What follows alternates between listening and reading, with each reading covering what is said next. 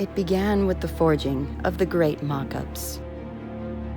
9 mock-ups were made, who above all else desired to be finished corsets.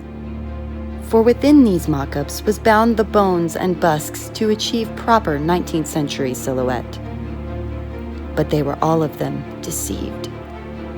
For another toile was made. In the sewing room, under the needle of the machine, the Dark Lord Kayla forged in secret a satin and coutil mock-up. Into this toile, she poured her defiance and will to finally have a finished undergarment in her quest for a Victorian ball gown. One corset to rule them all.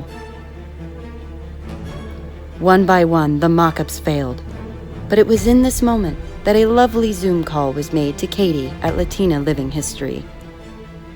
The failed toiles were defeated.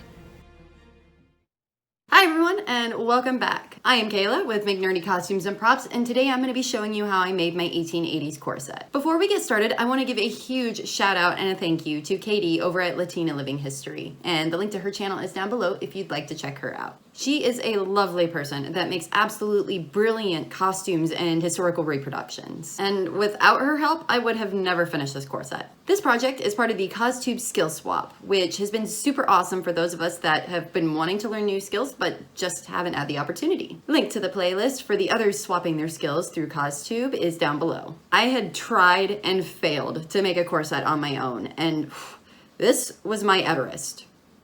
2 mountains to cross, if you will. But in finishing this project, it really shows how much my skills have improved over the last year. Before we get started on the corset, I had a reason for lining this video up with the new year. 2020 was a really crappy year for a lot of people, myself included. I lost a good job, and I'm not sure if I will ever be able to go back. But in a time like this, I think it's important to count your blessings. Was 2020 a juicy hot dumpster fire? Yes. But out of a bad situation came one of the most valuable gifts that I could have ever gotten: time. In March of 2020, I was working and going to school full-time. I would have never said, let's quit school and quit my job and start a YouTube channel. But since finding my passion and feeling the satisfaction of doing what I love to do every single day, I don't know that I could go back. In being given the time to pursue my passion, I was also gifted the opportunity to grow my skills. I started seriously making costumes and props last year, and some of those beginning ones were a little yikes. I had never touched a sewing machine in my life. I'd never used an angle grinder, a planer, a lathe, pocket screws, just all of the things that I have used and all of the tools that I've used in the past year to help me grow my skills and make some amazing things. So I'd like to show these things to you, in addition to the corset that I would have never been able to make without this whole last year of practice. But I really wanted to show my 2020 year in review, and the link to the other CosTubers' year in review is in the description below. I think it's just as important to show my failures as well as my successes, because even if I failed, I still succeeded because I learned something. Everyone starts somewhere, and if you're afraid to do something because you're worried about failing, let this be me encouraging you to just do it. Follow your passions and maybe laugh a little at the crazy things that I've done. Some of them you might have seen on this channel before, but others I have never had the courage to show on video. So without further ado, let's make a corset. Okay, so my original mock-ups were all done with this Ageless Patterns writing corset, and while I like the pattern, I had a hard time scaling the pieces up and down to actually fit me. So I decided, after being prompted by Katie, to switch to the truly Victorian 1880s corset instead. And I'm using coutil as my strength layer and a poly satin for the fashion fabric.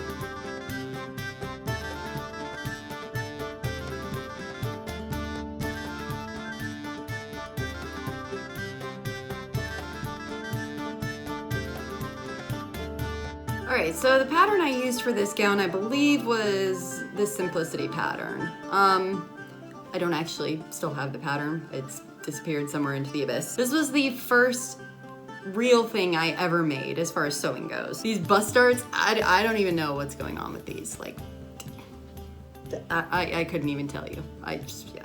The seams in here are all raw and unfinished, and like, what even is that? I don't even know. I put the faux chiffon undersleeves in here just to kind of give a little bit of visual interest, but this was supposed to be Arwen's coronation dress from the end of the Return of the King. So, like, what is even going on with this hemline? Like, and I chose like the worst possible fabric that I could have chosen for this. This is like a poly satin, I think, and boy, it is hot. Like, I'm sweating just sitting here, and it watermarks so bad. Like, you can see all around the hem, the watermarks, and not ideal, but for a first costume, I still don't think it turned out that terribly. Just keeps popping out. That zipper though, and then it kept slipping down, so I added this little tie strap up here. But all in all, it could have been worse. Could have been much better, but it was a nice start.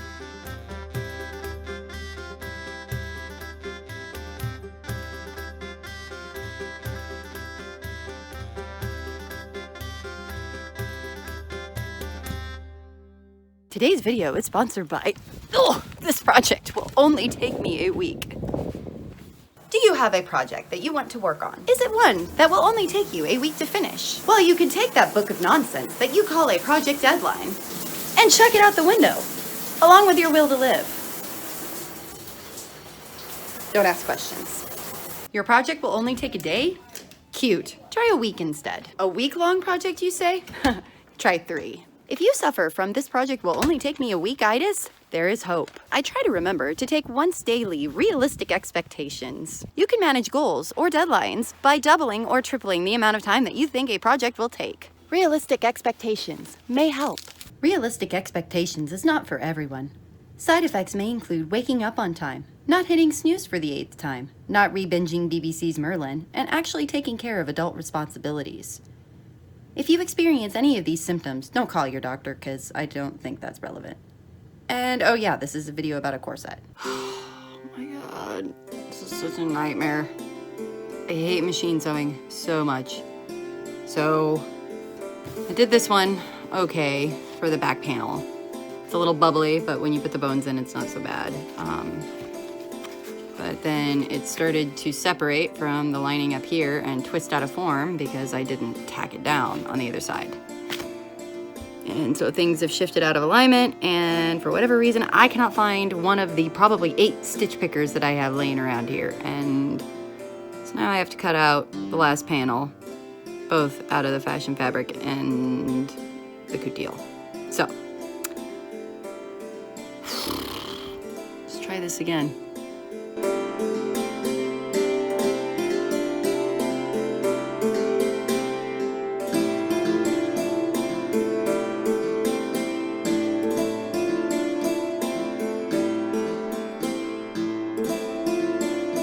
So this dress was my wedding dress, and I was seriously happy with the way that it turned out.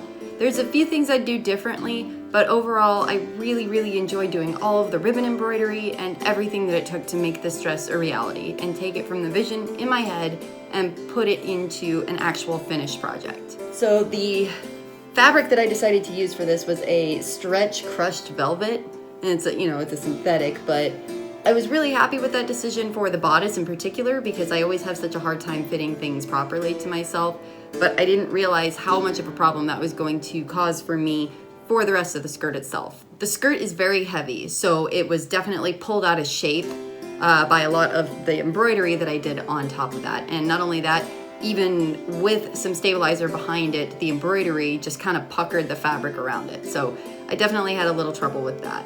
But overall, I was really, really happy with how this one turned out, and I was so happy to finally get to say I do in this dress and have a wonderful time with my husband. And never again after. Cute. Which brings me to my next one, his costume. Now, his costume for the wedding was a lot of fun, and I really, really enjoyed working with the foam that I used to do this, which is EVA foam. And I love doing the texture and all the fun little details that just pulled the whole thing together. I really think he kind of upstaged the bride in this instance, but totally okay. So while my dress had more of an elven inspiration, his was directly taken from Skyrim, and his was the Nordic carved armor. It was a lovely piece, and it was so much fun to make, and I cannot wait to do more EVA foam armor in the future.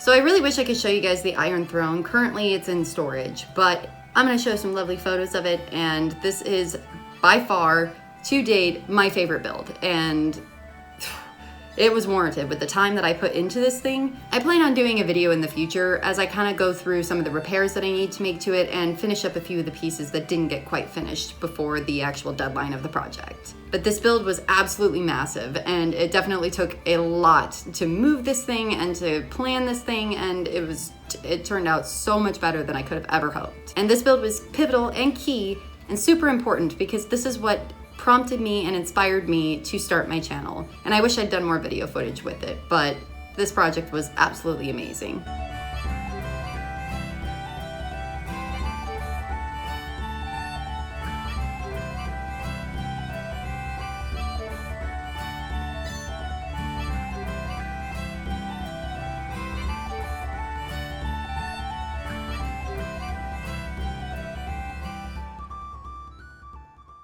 Certainty of burns, small chance of success. What are we waiting for?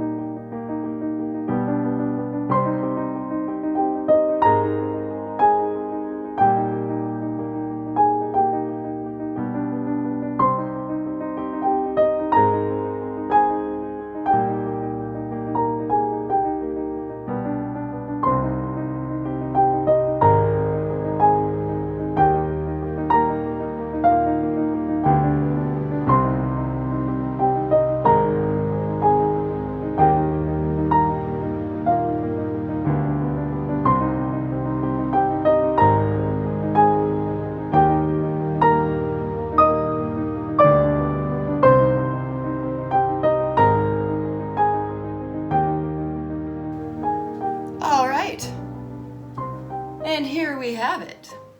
All right, before I can call this corset complete, there's a couple things I will say about it. It is a little uncomfortable, probably just because I'm not used to wearing it, or maybe there might be something within the sizing. I think I need to raise the bust line. Either that or I'm just not used to it. You know, modern corsets fit a lot differently. Maybe I'm just used to the over-the-shoulder boulder holsters. I just don't feel like I have a whole lot of support up here. And I do feel like my breathing is a lot shallower than it ordinarily would be. But it's not terribly uncomfortable. I mean, not what you imagine, like the ladies with the foot on the back, just yanking on it. Like I can still, of course, I can't bend at the waist. That is definitely a little bit different. But as far as comfortability goes, I'm really pleased with it. It's insane to me that I went from a 25.5-inch waist down to a 24 with this corset, and I can still move just fine. And I can sit, obviously I'm sitting, and there is always one thing before I can call this project complete that I've wanted to try, just to say that I did, and to say that ladies in corsets aren't completely helpless, and that we could still do anything.